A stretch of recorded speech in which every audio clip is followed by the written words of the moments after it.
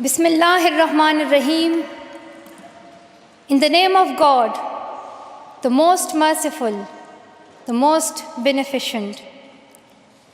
Your Majesties, Your Royal Highnesses, distinguished members of the Norwegian Nobel Committee, dear sisters and brothers, today is a day of great happiness for me. I'm humbled that the Nobel Committee has selected me for this precious award. Thank you to everyone for your continued support and love. Thank you for the letters and cards that I still receive from all around the world.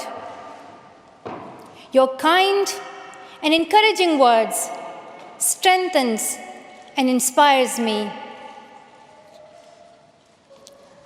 I would like to thank my parents for their unconditional love. Thank you to my father for not clipping my wings and for letting me fly.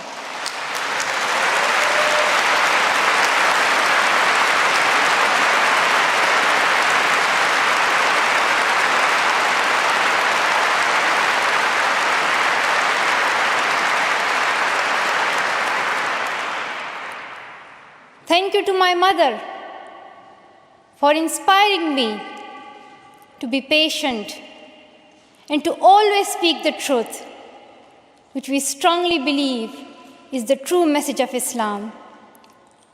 And also, thank you to all my wonderful teachers who inspired me to believe in myself and be brave. I'm proud. Well, in fact, I'm very proud to be the first Pashtun, the first Pakistani, and the youngest person to receive this award.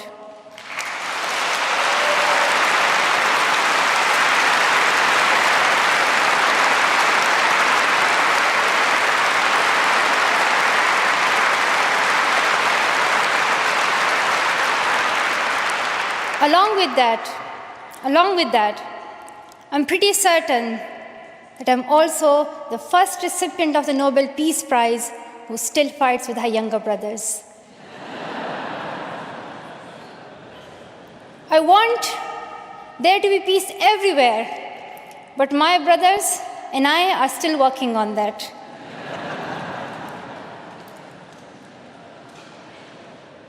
I'm also honored to receive this award together with Kailash Satyarthi, who has been a champion for children's rights for a long time, twice as long, in fact, than I have been alive.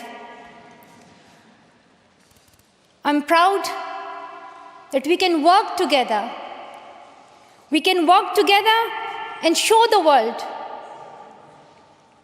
that an Indian and a Pakistani, they can work together and achieve their goals of children's rights.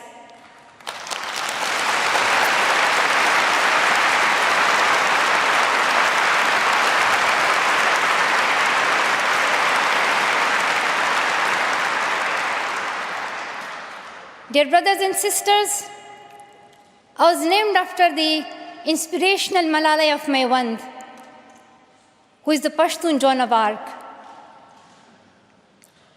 The word Malala means grief-stricken, sad.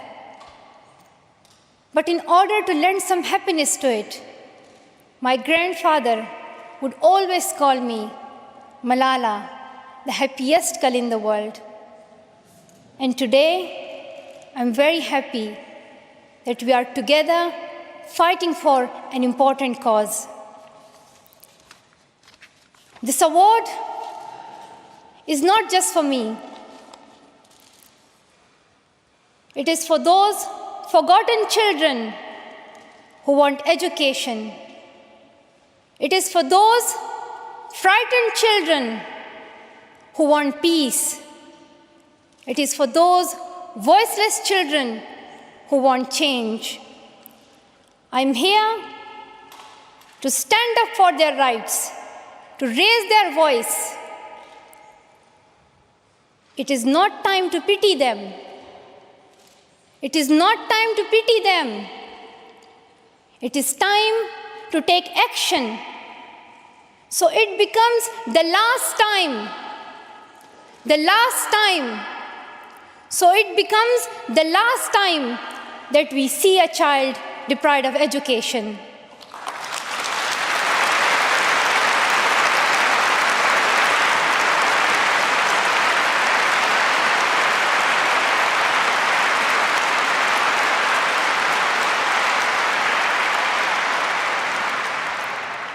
I have found that people describe me in many different ways. Some people call me the girl who was shot by the Taliban, and some the girl who fought for her rights. Some people call me a Nobel laureate now. However, my brothers still call me that annoying bossy sister. As far as I know, I'm just a committed and even stubborn person who wants to see every child getting quality education, who wants to see women having equal rights, and who wants peace in every corner of the world.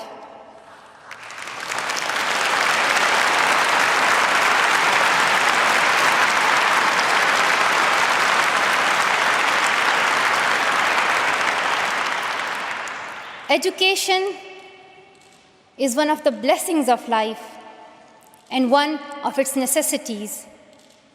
That has been my experience during the 17 years of my life. In my paradise home, Swat, I always loved learning and discovering new things. I remember when my friends and I would decorate our hands with henna on special occasions. And instead of drawing flowers and patrons, we would paint our hands with mathematical formulas and equations. We had a thirst for education. We had a thirst for education because our future was right there in that classroom. We would sit and learn and read together. We loved to wear neat and tidy school uniforms. And we would sit there with big dreams in our eyes. We wanted to make our parents proud and prove that we could also excel in our studies and achieve those goals which some people think only boys can. But things did not remain the same. When I was in Swat, which was a place of tourism and beauty, suddenly changed into a place of terrorism. I was just 10, that more than 400 schools were destroyed. Women were flogged. People were killed. And our beautiful dreams turned into nightmares.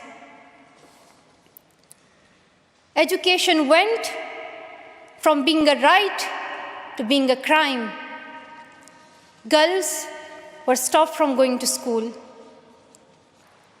We could not just stand by and see those injustices of the terrorists, denying our rights, ruthlessly killing people, and misusing the name of Islam. We decided to raise our voice and tell them, have you not learned that in the Holy Quran Allah says, if you kill one person, it is as if you kill the whole humanity? Do you not know that Muhammad, peace be upon him, the Prophet of mercy, he says, do not harm yourself or others. And do you not know that the very first word of the Holy Quran is the word Iqra, which means read. The terrorists tried to stop us and attacked me and my friends who are here today on our school bus in 2012. But neither their ideas nor their bullets could win. We survived. And since that day, our voices have grown louder and louder.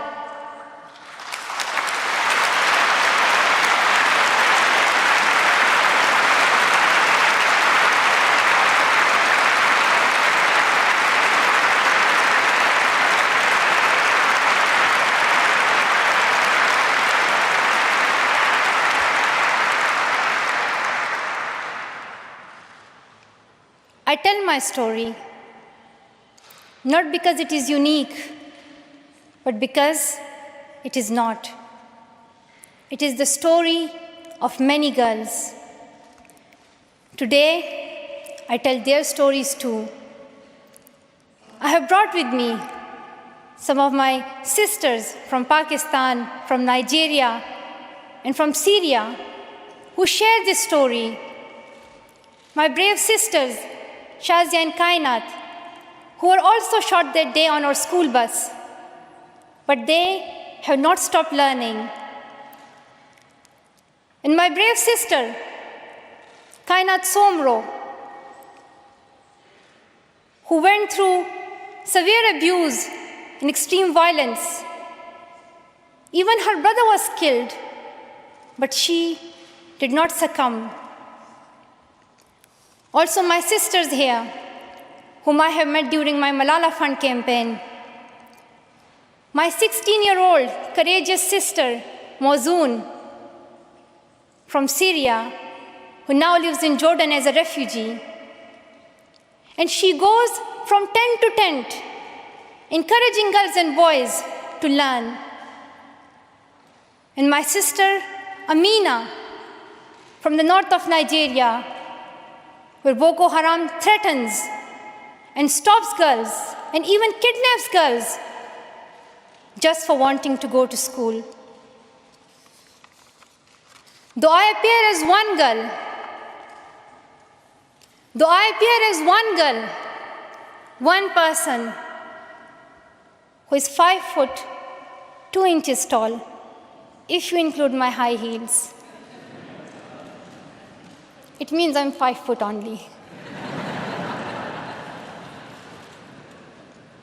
I am not a lone voice. I'm not a lone voice. I am many. I am Malala, but I'm also Shazia. I'm Kainat. I'm Kainat Somro. I am Mozoon. I am Amina. I am those 66 million girls who are deprived of education. And today, I'm not raising my voice. It is the voice of those 66 million girls.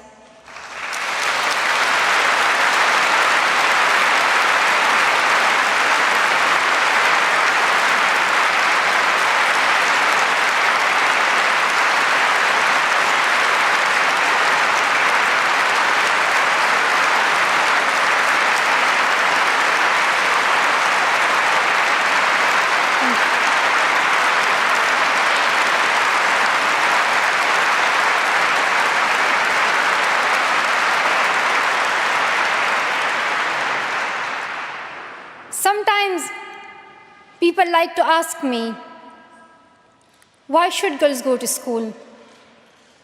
Why is it important for them? But I think the more important question is, why shouldn't they? Why shouldn't they have this right to go to school? Dear brothers and sisters, today, in half of the world, we see rapid progress and development. However, there are many countries where millions still suffer from the very old problems of war, poverty, and injustice. We still see conflicts in which innocent people lose their lives and children become orphans. We see many people becoming refugees in Syria, Gaza, and Iraq. In Afghanistan, we see families being killed in suicide attacks and bomb blasts. Many children in Africa do not have access to education because of poverty. And as I said, we still see girls who have no freedom to go to school in the north of Nigeria. Many children in countries like Pakistan and India, as Kailash Satyarthi mentioned, many children, especially in India and Pakistan, are deprived of their right to education because of social taboos, or they have been forced into child marriage or into child labor. One of my very good school friends, the same age as me, who has always been bold and confident girl, dreamed of becoming a doctor. But her dream remained a dream. At the age of 12, she was forced to get married. And then soon, she had a son. She had a child when she herself was a child, only 14. I know that she could have been a very good doctor, but she couldn't because she was a girl. Her story is why I dedicate the Nobel Peace Prize money to the Malala Fund to help give girls quality education everywhere, anywhere in the world, and to raise their voices. The first place this funding will go to is where my heart is, to build schools in Pakistan, especially in my home of Swat and Shangla.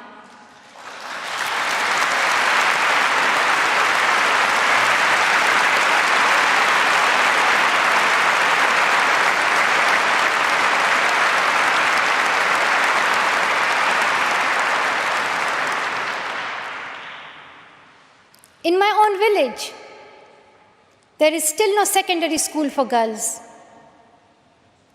And it is my wish and my commitment, and now my challenge, to build one so that my friends and my sisters can go there to school and get quality education, and they get this opportunity to fulfill their dreams. This is where I will begin, but it is not where I will stop. I will continue this fight until I see every child in school. Dear brothers and sisters, great people who brought change, like Martin Luther King and Nelson Mandela, Mother Teresa and Aung San Suu Kyi, once stood here on this stage. I hope the steps that Kailash Satyarthi and I have taken so far and will take on this journey will also bring change, lasting change.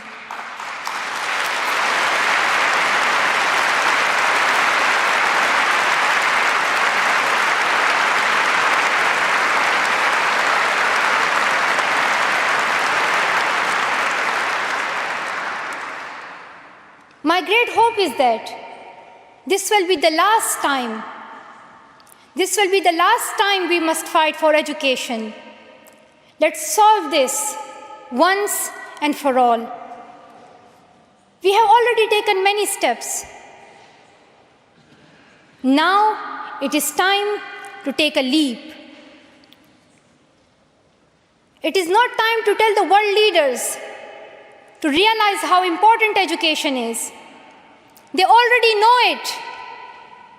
Their own children are in good schools.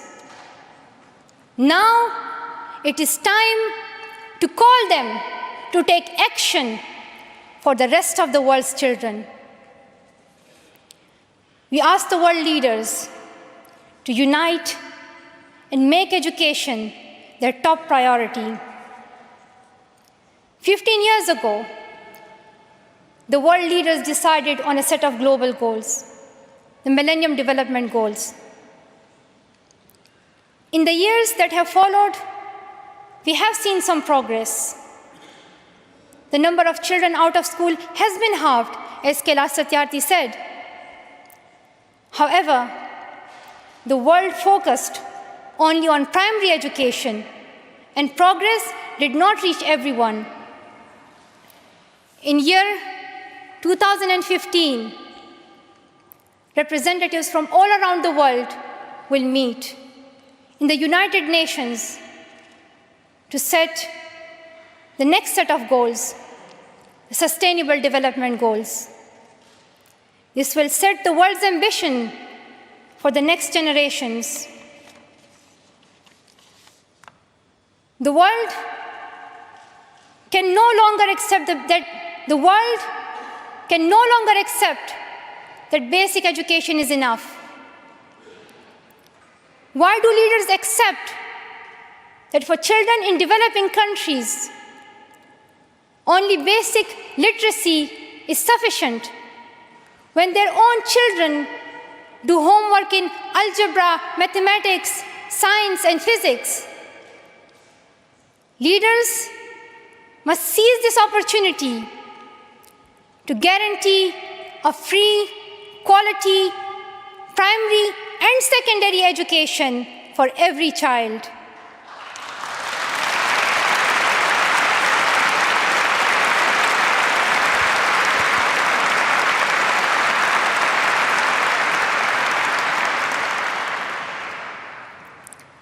Some will say this is impractical, or too expensive, or too hard, or maybe even impossible. But it is time the world thinks bigger. Dear sisters and brothers, the so-called world of adults may understand it, but we children don't. Why is it that countries which we call strong are so powerful in creating wars, but are so weak in bringing peace? Why is it?